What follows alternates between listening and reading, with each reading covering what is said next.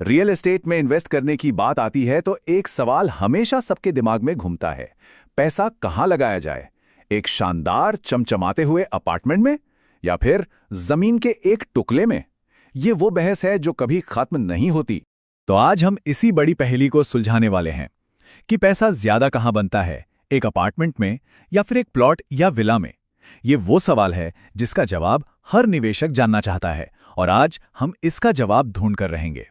देखिए, ये सिर्फ एक इन्वेस्टमेंट का फैसला नहीं है, ये अपने भविष्य की नींव रखने जैसा है। तो चलिए इस पूरी पहेली को एक एक करके समझते हैं और देखते हैं कि असली तस्वीर क्या निकल कर आती है।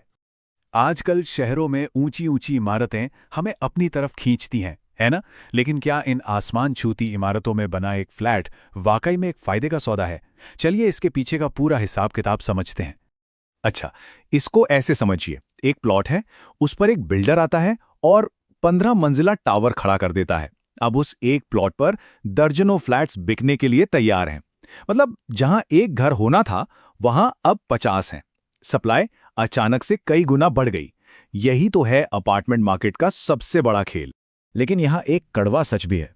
कंक्रीट की बनी कोई भी इमारत हो, वो समय के साथ पुरानी तो होगी ही। ये ठीक वैसा ही है जैसे कोई नई नवेली गाड़ी शोरूम से बाहर निकलते ही अपनी वैल्यू खोना शुरू कर देती है।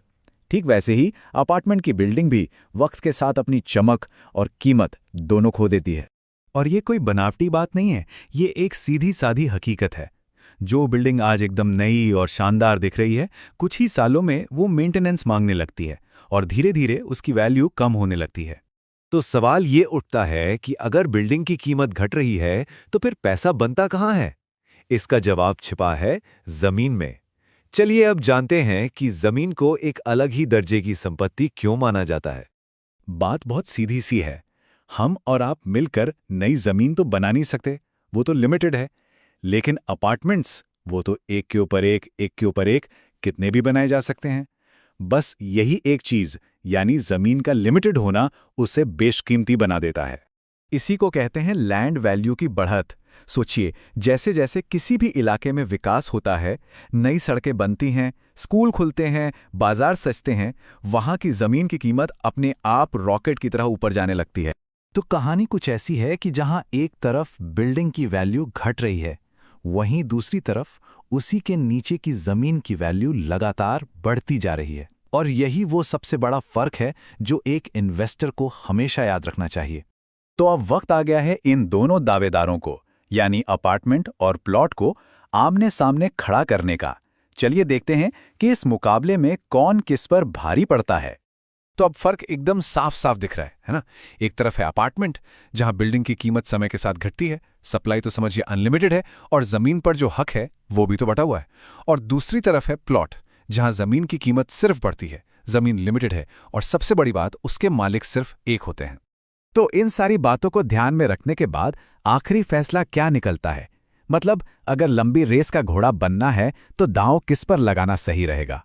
जवाब बिल्कुल साफ है और जो समझदार निवेशक हैं वो इस बात को अच्छी तरह जानते हैं। इसीलिए वो अपना पैसा हमेशा प्लॉट या विला में ही लगाते हैं, क्योंकि उन्हें पता है कि असली दौलत वही बनती है।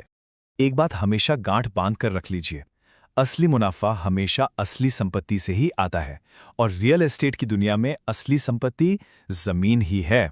तो अब सबसे आखिरी और सबसे जरूरी सवाल, अपने भविष्य को किस पर टिकाना चाहेंगे? एक ऐसे ढांचे पर जो वक्त के साथ कमजोर होता जाएगा या उस जमीन पर जो वक्त के साथ और भी कीमती होती चली जाएगी? फैसला हर किसी को खुद करना है।